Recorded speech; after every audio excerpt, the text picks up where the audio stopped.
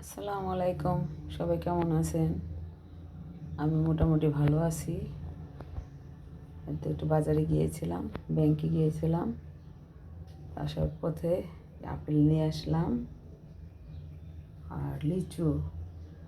এই সিজনের প্রথম সৌদি আরব খেয়েছি, কিন্তু বাংলাদেশেরটা স্বাদই আলাদা। তো লিচু নিয়ে আসলাম 1 কেজি।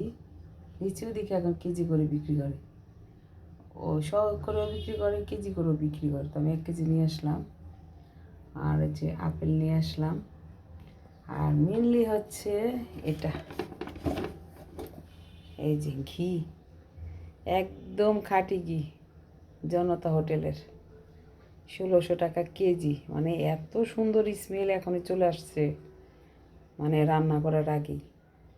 তো ঘি নিয়ে আসলাম 250 গ্রাম, 400 টাকা দিয়ে।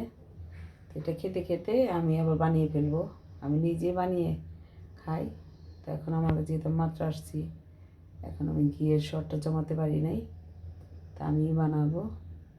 তো এই ছিল আজকে বাজার। বাজার বলতে মানে একটু ফল নিয়ে আসলাম। এই তো, আল্লাহ হাফেজ।